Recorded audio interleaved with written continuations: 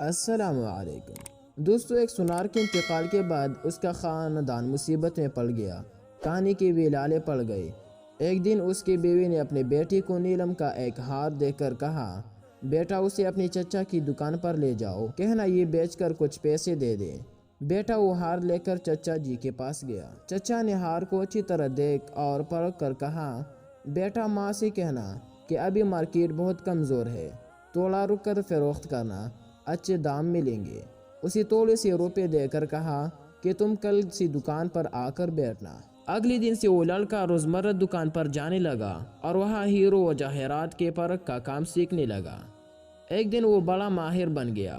لوگ دور دور سے اپنے ہیرے کے پرکھ کرانے آنے لگے۔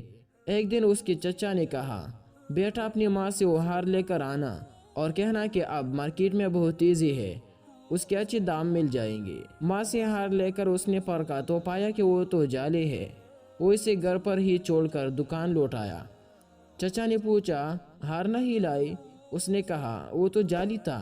تب چاچا نے کہا، جب تم پہلے بار ہار لے کر آئے تھے اس وقت اگر میں نے اسے جعلی بتا دیا ہوتا تو تم سوچتے کہ آج ہم پر برا وقت آیا تو چچا ہماری چیز کو بھی جعلی بتانے لگے۔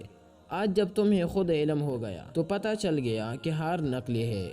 اسی وجہ سے دوستو، سچ یہ ہے کہ علم کے بغیر اس دنیا میں ہم جو بھی سوچتے، دیکھتے اور جانتے ہیں سب غلط ہے، اور ایسے ہی غلط فہمی کا شکار ہو کر رشتے بگڑتے ہیں اور ذرا سی رنجش پر نچوڑ کسی بھی اپنے کا دامن زندگی گزر جاتے ہیں اپنوں کو اپنا بنانے میں۔